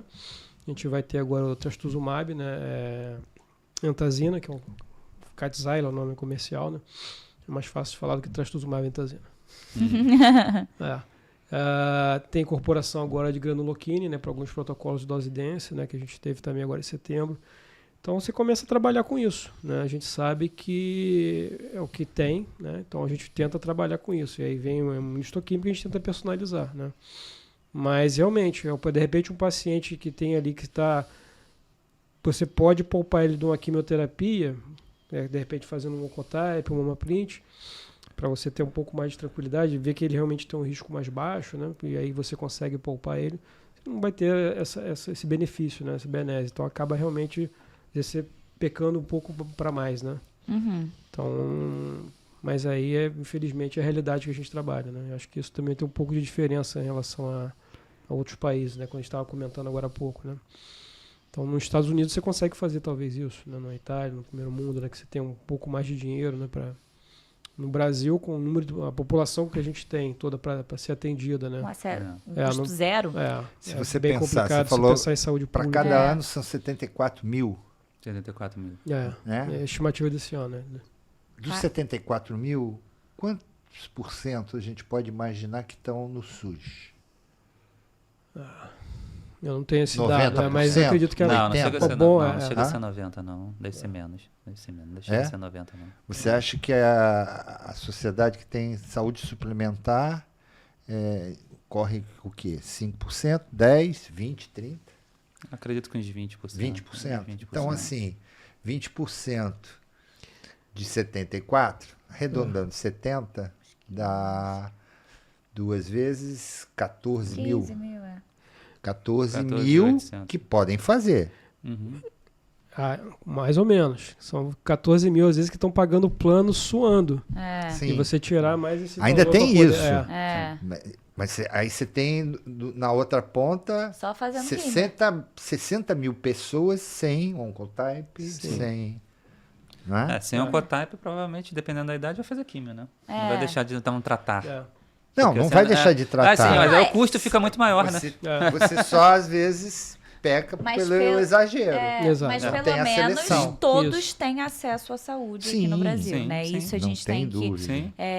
dar o braço a torcer Sim. e coisas que lá nos Estados Unidos Não, assim, é. você fica em dívida eterna Sim. se você precisar de alguma coisa em alguns momentos. Então, Antes da gente entrar nesse último bloco, que é da humanização, porque a gente já falou da carreira de vocês, ciência, tecnologia, diagnóstico da mama. E antes de entrar na humanização, eu queria só entender, você tocou nesse assunto do tamoxifeno. Sim. É uma droga que revolucionou. foi bem Sim. impactante no câncer de mama. ela causa nessa mulher, principalmente nas mulheres pré-menopausadas, né? E que tem uma vida sexual ainda muito ativa com seus maridos, muito ressecamento. Como é que vocês veem essa questão, não só do uso dos cremes vaginais, porque o ginecologista fica uma briguinha, né? O oncologista fala, não vai usar isso. O mastologista também não gosta nem de... Como é que vocês veem isso? E como é que vocês ouvem ou se acha como alternativa o laser? Como é que vocês estão indicando? Você está indicando como mastologista nas suas clientes que você opera, que está usando tamoxifeno? Como é que vocês veem isso? Ou isso não é uma coisa que chega a você? Então, tem não só essa queixa, né? Tem a queixa também do fogacho, né? Que é uma queixa muito comum, né? Então, assim, a questão de você fazer um tratamento de bloqueio hormonal e, de repente, você expor o paciente ao hormônio, né? A literatura é controversa, né? Mas eu acho que tem que ser individualizado, né? Eu acho que você primeiro tenta medidas não hormonais, né? Em último caso, você até pode pensar em cremes, porque a absorção, obviamente, é menor do que você fazer uma, né? Mas a preferência é você não fazer. Tá? Mas eu não sou... vou virar para você. É individualizar. Joga pra mim, Você individualiza não, a se for uma paciente, está individualizando, então. Ela está insistindo com você. Poxa, minha vida está muito ruim, eu não estou conseguindo. Já tenho 42 todas anos. as alternativas. Vocês abrem mão, vai usar um promestrieno, uma coisa... Como é que você vê? Para onda de calor, antidepressivo. Isso. Tá? Eu prescrevo. Tem problema nenhum. Não, tô falando de relação sexual. Vamos lá. Promestrieno, vocês estão acostumados com... Promestrieno eu libero. Lubrificante, vaginais. Já teve paciente minha que já encaminhei pro laser também. Só que assim, o laser faz, depois tem que fazer um reforço. E às vezes a paciente já não quer mais fazer reforço. É aquela história, já tá... A paciente quer o mínimo possível e ela vai... Às vezes eu acho que por passar por tantos problemas, acho que ela vai meio que suprimindo alguns desejos. Sublimando, verdade. Alguns desejos em troca de ter a qualidade de vida, porque, na realidade, toda paciente que tem câncer de mama, que a gente observa, ela sempre vive com a espada na cabeça, né? Ela sempre fica, será que vai voltar? Será que... Sempre ficam... Se aparece alguma coisinha na mamografia de controle, já é um caos na Terra, entendeu? Porque ela já vive, que ela relembra aquilo. Traumatizada. Eu vou passar por tudo aquilo de novo. Então, como eu falo, a gente tem que bom senso. A gente tem que sentir a paciente, conversar com ela, ver o que ela acha, explicar os riscos e benefícios e ela testar. Não existe uma receita fixa para ninguém, tá? E outras atividades também, atividade física para ela, yoga, fisioterapia pélvica, acupuntura. Eu sou totalmente... Vai funcionar? Beleza. Para mim, te fez melhor? Tá ótimo. Entendeu? Só o hormônio mesmo que a gente não passa. Vai individualizando, o a gente vai escalonando, Você tenta todos os conservadores não hormonais para chegar lá. Isso. Mas vocês não tem nada de... assim, porque rolou uma época, né? O laser não é indicado. Não teria essa... Não. Entendi. Engraçado a gente falar disso. Por exemplo, de uma paciente em uso de tamoxifeno, né? Recente, ela tem 40 e poucos anos, ainda tinha desejo de ser mãe, né? Estava em uso de tamoxifeno. E aí a gente sentou, conversou, ela, não, quero ser mãe, quero tentar, vou parar, vai parar, mas tem esse risco, isso. Tá ciente? Estou ciente. Então, a vida é sua, né? Quem sou eu para falar não? Bem Estados Unidos, né? Aquela coisa fica no seu critério. E ela parou. Né, para tentar engravidar, né? Então, assim, tem que ouvir a paciente, né? Tem que ouvir o que ela quer, o desejo dela, né? E ninguém aqui é radical, né? Quem sou eu que vou bater ferro e fogo? Não, você tem que tomar e abrir mão do desejo de ser mãe. Né? Esse ponto é importante. Eu tenho uma paciente de 26 anos com câncer de mama. E ela, solteira, sem filhos. E ela... Que coisa. E a história dela foi a seguinte. A tia dela, minha paciente, levou ela para o consultório, ultrassom BIRAT 3. Sendo que a mãe dela também teve câncer de mama. Então, a tia e a mãe com câncer de mama. Aí você fechou já o triângulo. O BIRAT 3, eu falei, BIRAT 3, vamos biopsiar. Biopsiou, câncer de mama. Câncer de mama, conversei com ela a questão de coletar óvulo, né? Porque porque ela coletou. Foi para químio, lesão reduziu, preservamos a mama dela. Daqui a pouco está fazendo tratamento, mas daqui a pouco com certeza vai mais 26 anos. Uma coisa que a gente sempre tem que lembrar, porque às vezes a paciente não tem filho, congelamento, porque às vezes a pessoa não tem recurso, tudo bem, mas às vezes a gente como médico a gente tem que falar, existe essa possibilidade, tá? Você tem que preservar, porque não é garantia que você vai fazer uma quimio e depois você vai conseguir engravidar. Então a gente congela o óvulo e depois você faz o tratamento. Fugindo um pouquinho da mama e da gineco, né? Eu estava com o paciente exatamente isso, só que de testículo. 21 anos, câncer de testículo, tirou um testículo só, 21? Né? 21. E aí eu conversei com ele, né? Falei, olha, você quer ser pai? Quer? Então vamos fazer o seguinte, primeira coisa, faz um espermograma. Porque tem que primeiro ver se você está com esperma viável, né? Para poder armazenar. Né? E aí ele viu, estava viável, armazenou, a gente esperou ele fazer o armazenamento e iniciamos a químio para ele, né?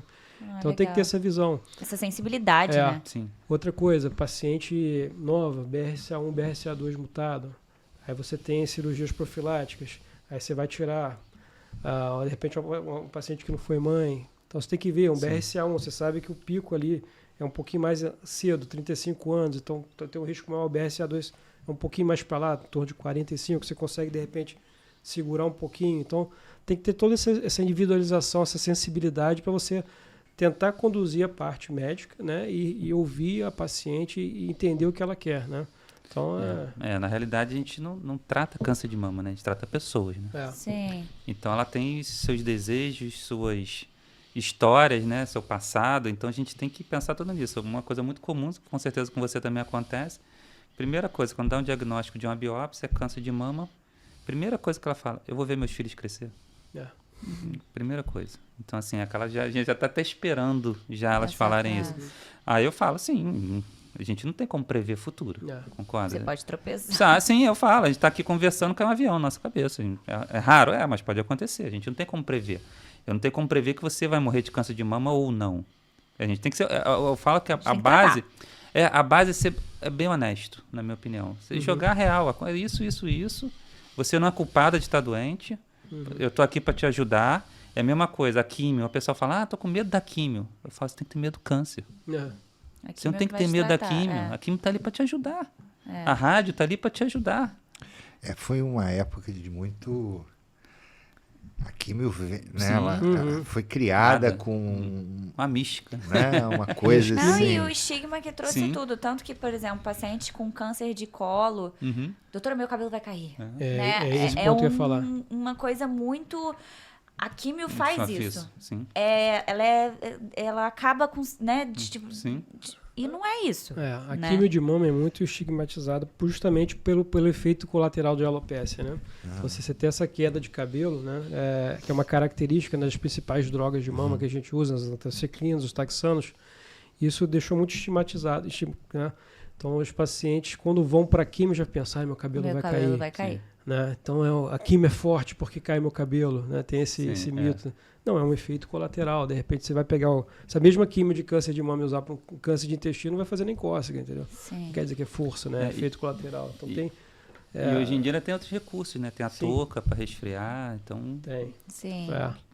Eu até comentei, né? A gente tem isso lá na unidade, né? Essa questão do resfriamento capilar, né?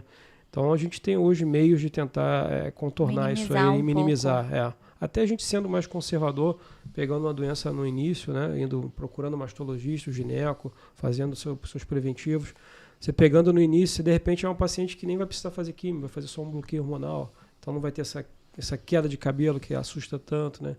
Então é importante essa conscientização, né? E o Outubro Rosa está aí também para ajudar um pouco nisso, né? Para quebrar um pouco esses mitos, esses paradigmas, né?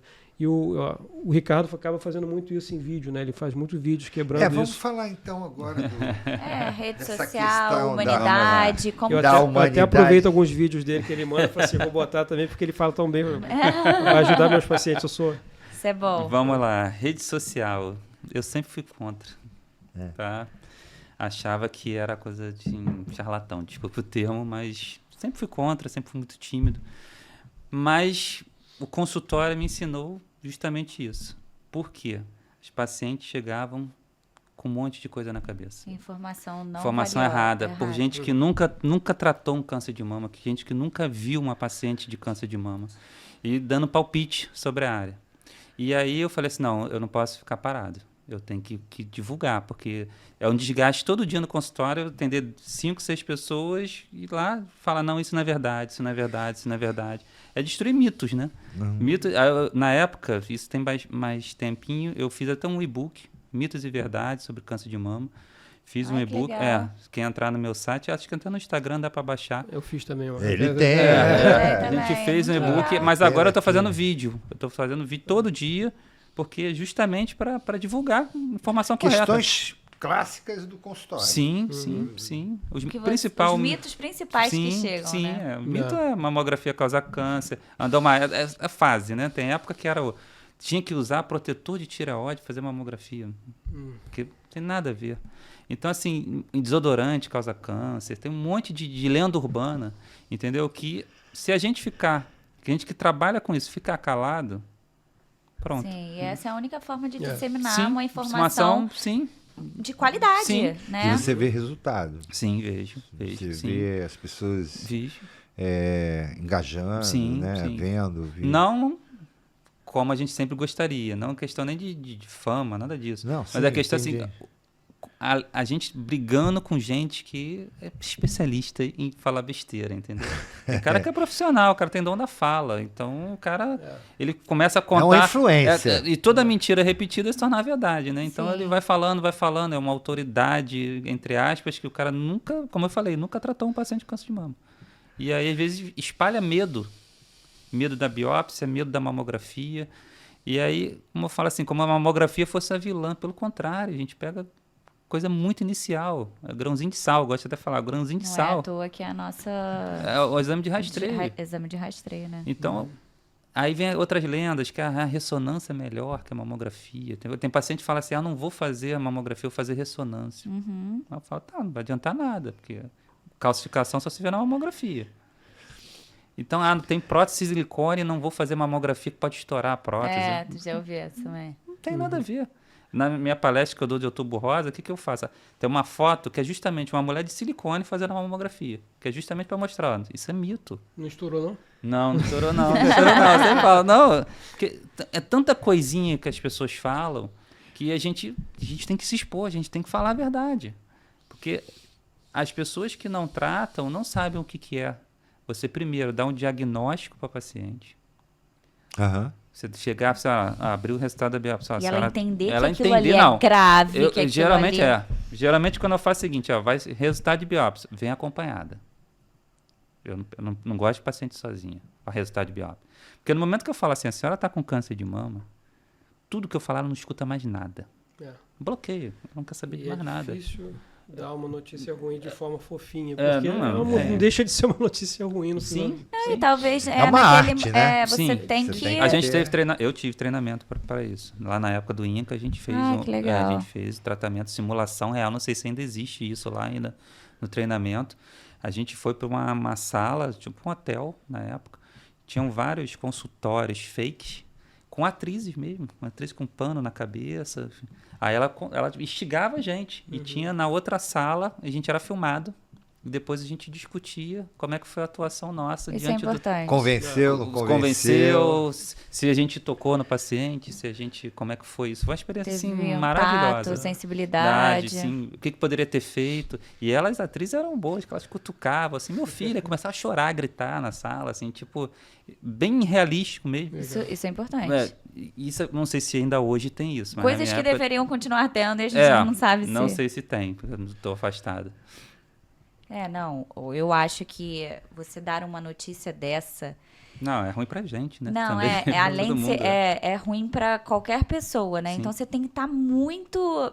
Eu não sei como que foi no começo, por mais que você tenha tido esse seu treinamento, o começo, se você mudou alguma coisa, algum jeito de falar, se você foi adquirindo... Você vai aprendendo.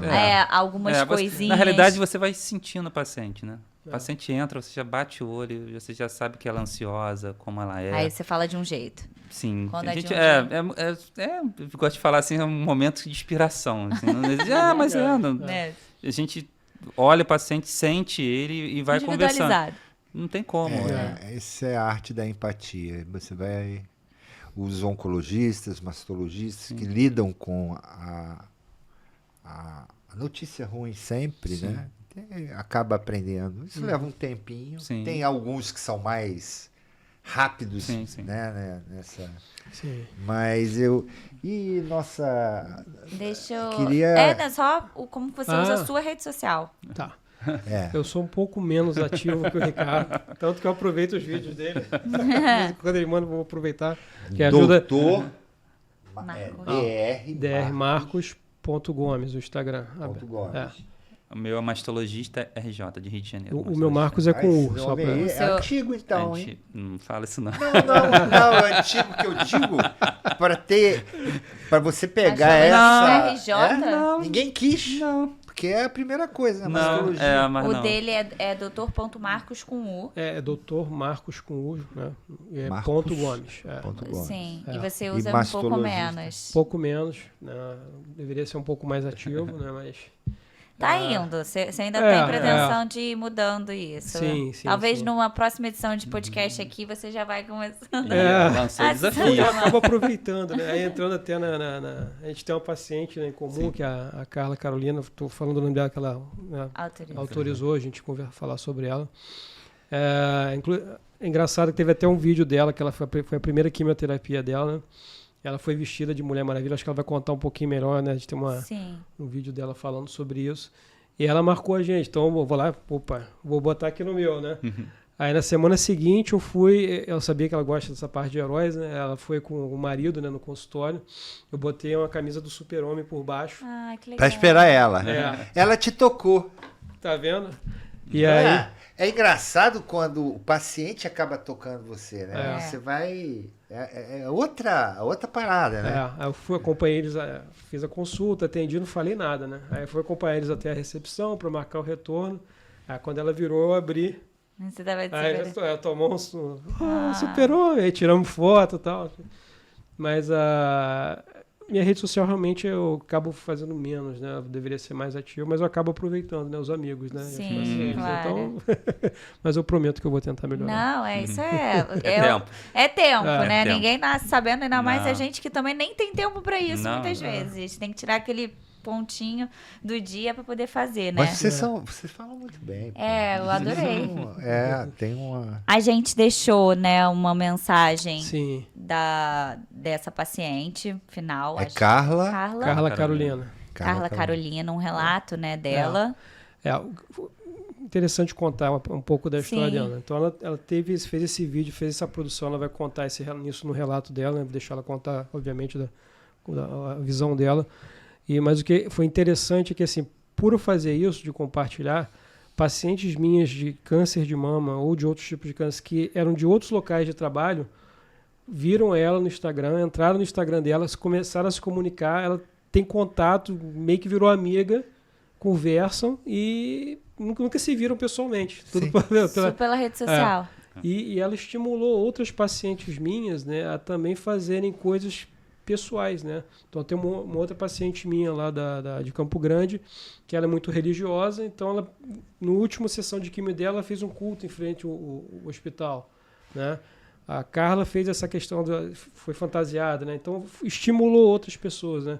Então quando a gente falou mais cedo também da rede social, da desinformação, do quanto é positivo, tem às também vezes. A parte positiva, né? Que mobilização, né? Mobilizações, Você mobiliza, de vitórias, de superação, né? Sim. Eu acho que nesse sentido é positivo, né, para essas pessoas. É porque a rede conecta muito, né?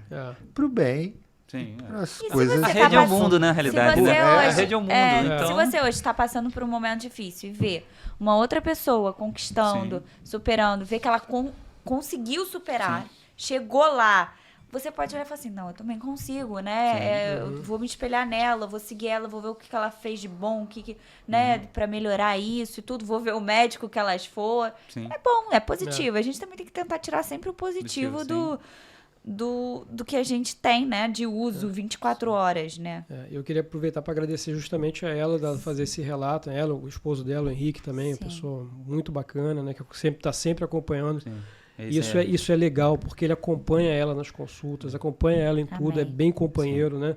E como o Ricardo falou mais cedo, a gente tem vários casos de homens que abandonam a mulher durante o tratamento, né? E é a hora que ela mais precisa, né? E ele tá lá também, então são um casal maravilhoso, né? Eu gosto muito dos dois, né? Então gostaria de agradecer os dois por compartilhar isso com a gente. Agradecer o relato deles. Só um adendo aqui. A Carla, né? Ela não sabe nem que eu tô falando isso. Mas ela teve uma cadelinha que teve câncer de mama. Ela teve? Meu Deus. É verdade. No meio do tratamento dela. Ela teve. Infelizmente acabou perdendo, né? A cadelinha. Teve câncer de mama também. Até contribuir lá para a rifa dela do tratamento. A cadelinha quis acompanhar ela até nessa jornada, né? Cachorros sabem de tudo, né? Mas eu queria agradecer a mensagem final de vocês, deixar uma mensagem olhando final. Lá, ó, tanto da conscientização, até para os jovens residentes, porque aqui é para os jovens residentes também, que se espelham em vocês, como chegar no lugar onde vocês estão, que é de muita autoridade, notoriedade, né? Então, fala uma mensagem pra gente. Então, 2 mensagens, na verdade. Uma para os jovens residentes, né? Eu acho assim, vocês têm todas as ferramentas do mundo, né, para poder se tornarem grandes médicos, né? Então, em termos de parte técnica, vocês talvez tenham mais acesso do que nós tivemos, né? Só que além dessa parte técnica, sejam humanos, tenham empatia com o paciente de vocês, né? A gente sabe que a gente tem nossas rotinas, às vezes a gente tem problemas pessoais, nem sempre a gente está 100%. Eu lembro que você falou dos 70% da vez passada. Sim. Então, às vezes a gente está 70%, é normal, todo mundo tem isso, a gente lidar com o público, então nem todo mundo também, a gente vai ter aquele entrosamento, né? Cada pessoa tem um tipo, de repente vai gostar do meu tipo de atendimento, vai gostar do outro colega, mas o importante é vocês terem empatia, né? E quando vocês estiverem nesse 70%, tentar forçar a se lembrar que, pô, cara, eu tô pegando pesado hoje, né? Deixa eu dar uma desacelerada, deixa eu tentar voltar, né? Então, acho que isso é para os jovens profissionais que estão formando, né? E a outra, segunda mensagem, é justamente o tema aqui da nossa conversa, né? Do Outubro Rosa, né? Então, lembrar sempre de mulheres, obviamente, homens também tirarem o tempo deles para o cuidado pessoal, mulher também, principalmente, que é o nosso tópico aqui, né? Então, não deixem de se autoexaminar, né, em casa, né? Se autoexaminem, procurem, tem alguma dúvida, procurem especialistas competentes, né? No caso de câncer de mama, a porta de entrada acaba sendo sempre a gineco, o mastro, né? Então, procurem, tirem dúvidas, vão ao consultório, né? Tirem esse tempo para vocês, porque é a vida de vocês. Então, assim, cuidem de vocês, para vocês. Você que é mãe, quer ver seu filho crescer? Então, cuide de você para você poder dar essa chance para poder chegar lá, né? Exato. Então, acho que essa seria a minha mensagem para vocês. Bom. Minha mensagem é... Assim, estamos no século XXI, então não basta só ser técnico. Ser técnico, eu tinha um staff meu que falava assim, operar, qualquer macaco opera, só ensinar ele, mas o toque, a conversa... Hoje em dia eu recebo ainda no consultório paciente que nunca teve uma mama examinada. Você para pensar, o paciente chega com um bolo de exame. Mamografia, ultrassom, ressonância, vamos ali examinar. Olha para minha cara, parece que eu sou um alien. Aí eu falo, não, vamos ali examinar. E aí você fala assim, tá faltando isso. Então, além do conhecimento técnico hoje em dia é muito fácil conseguir. Informação. Agora, o lado humano, o lado de se pôr no lugar do paciente, de tentar sempre o melhor para ele, aí é treino. Aí tem que colar com gente que é acostumada a fazer isso. Porque se você for, às vezes está num local que é meio que brutalizado, né? A residência, eu passei por residência. A residência é trabalho, né? É loucura. É mecânico. Mecânico. É um negócio assim... Esse feelingzinho que é importante, às vezes não dá para pegar por causa do tempo, por causa da correria, por causa do estresse. Então, isso a gente tem que treinar. Isso é treino. Então, além da parte técnica, a gente tem que treinar, retreinar, né? É triste falar isso, mas é o lado humano. A gente sempre tem que tentar buscar soluções que sejam viáveis e que dê resultado. Sim. Não basta só assim, porque eu sou muito bom tecnicamente, mas às vezes para o meu paciente eu não teve aquele contato, aquela troca, aquela segurança, aquela empatia. Aí entra naquela história. Não adianta ser muito bom tecnicamente se você não tem a empatia. Não dá o recado. Não dá o recado. E ele tocou um negócio interessante que a gente não abordou aqui.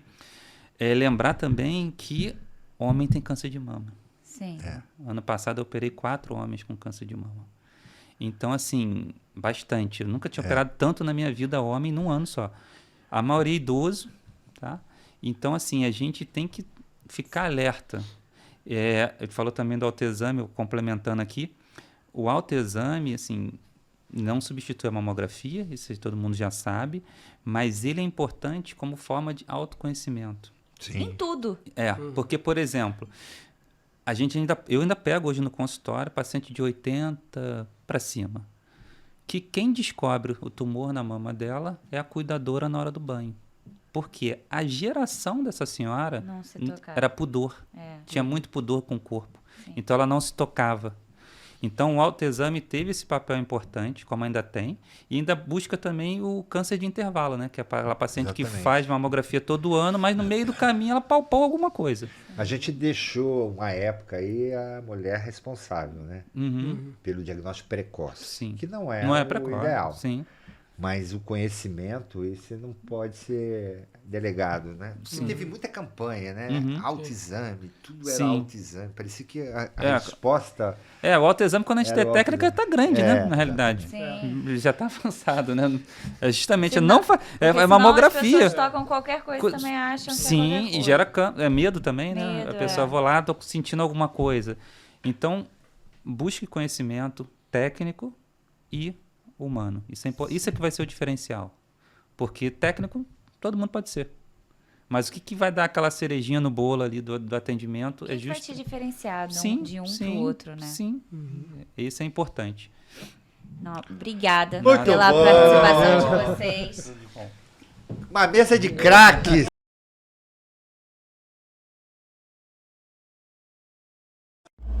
Para quem não me conhece, eu me chamo Carla Carolina.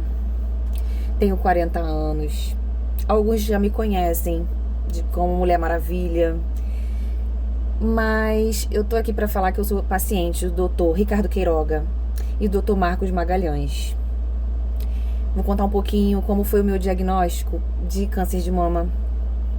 Eu notei um nódulo na mama, aonde eu procurei o Dr. Ricardo Queiroga para poder investigar que carocinho era esse. Então, começamos a investigar. Ele começou a passar os exames para detectar o que era, né? O que era o nódulozinho. E até que nós fizemos a biópsia. E na biópsia veio o resultado de câncer de mama. É um diagnóstico devastador você receber um diagnóstico desse. Tô com câncer. E agora?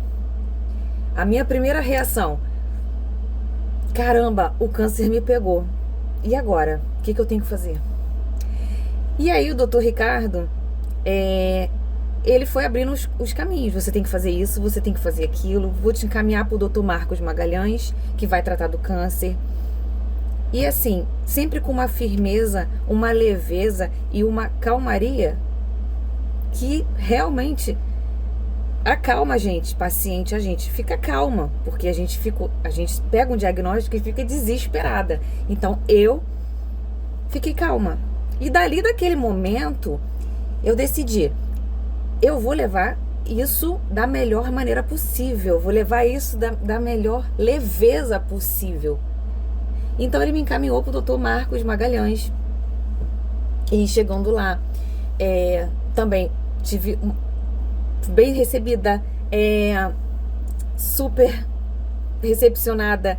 E aí, assim, ele me explicou tudo, o tratamento, o que eu ia sentir, o que eu poderia sentir, os cuidados que eu tinha que ter. Ele me levou a equipe de enfermagem, me apresentou a equipe de enfermagem maravilhosa, aquelas meninas maravilhosas que moram no meu coração. E aí, enfim, decidi levar da melhor maneira possível, da melhor leveza. Porque o diagnóstico de câncer já é uma coisa pesada. E eu decidi levar leve. E aí tive uma brilhante ideia de... acho que eu vou fantasiada. Qual fantasia que eu vou então? Acho que eu vou de Mulher Maravilha.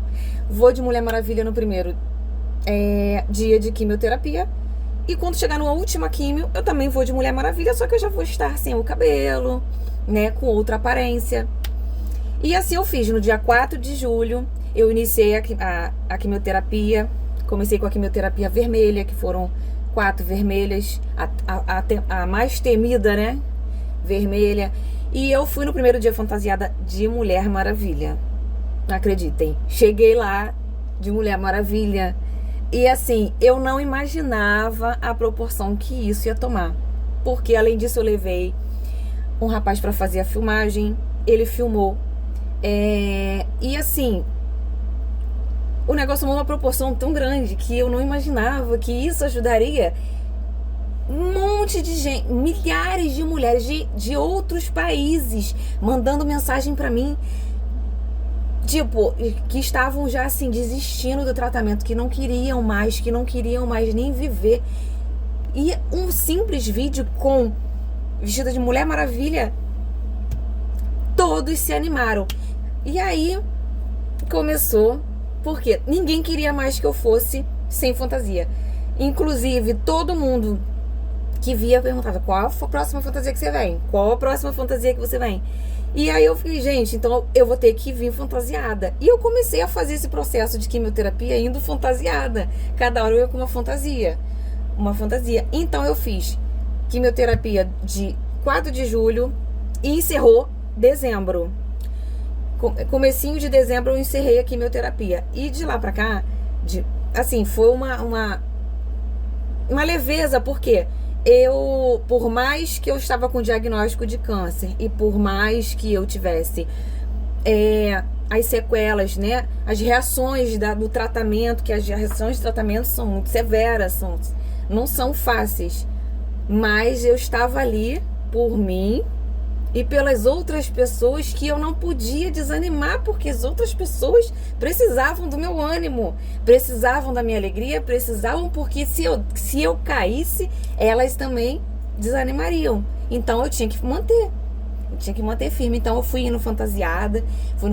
Então quando chegou na minha última químio, eu voltei a de Mulher Maravilha, mas eu já não tinha mais meus cabelos, eu já não tinha mais aquela aparência, né, que eu tinha antes. E aí fiz o buzinaço, o carro com as bolas, buzinas, enfim. E realizei a última químio. E na saída da última químio eu tive uma recepção mais linda do mundo, que olha, até hoje eu fico impactada quando eu vejo. Uma recepção toda, da equipe toda. Foi lindo. E assim, daí terminamos. Voltei pro Ricardo Queiroga. Aí ele: vamos agora fazer essa cirurgia, vamos. E ele me explicou, sentou comigo, me explicou tudo o que ele ia fazer. Ele me esclareceu tudo para eu não ter dúvida nenhuma. E aí fomos pra cirurgia, fevereiro de 2025. Foi realizada a cirurgia retirou o quadrante superior e fez a reconstrução imediata. No caso, a cirurgia plástica, né? Que é a reconstrução mamária. Ficou uma obra de arte. Uma obra de arte. Eu digo que eu gosto de mostrar pra todo mundo que pergunta pra mim como é que ficou essa cirurgia. Eu gosto de mostrar. Mas ficou uma obra de arte. E aí, logo depois, uns 2 meses depois, iniciei a radioterapia. E aí, fiz 15 sessões de radioterapia. E aí, agora estou no bloqueio hormonal. No caso, a hormonioterapia, né? Porque o tumor que eu estava se alimentava dos meus hormônios. Então, teve que ter feito esse bloqueio. O Dr. Marcos também sentou comigo, me explicou todo o que eu podia sentir, eles, olha, eu falo que o Dr. Ricardo e o Dr. Marcos, eles são anjos na Terra. Porque assim, quando você tem um diagnóstico de câncer, você precisa escolher muito bem quem vai te acompanhar. Por quê? Porque você precisa ser acolhida, e eles me acolheram. Você precisa ser humanizada, e eles são excelente. Eles são humanos, sabe? Então, quando você tem um diagnóstico, você precisa escolher bem quem vai te acompanhar, porque eles vão te acompanhar, eles vão me acompanhar para quase a vida inteira, para mais de 10 anos aí, entendeu? Então, assim, agora eu estou com os bloqueios hormonais, continuo em acompanhamento com os dois, porque eles cuidam muito bem de mim, sempre cuidaram muito bem da minha saúde, uma preocupação. Eles tinham um zelo com tudo para nada escapar.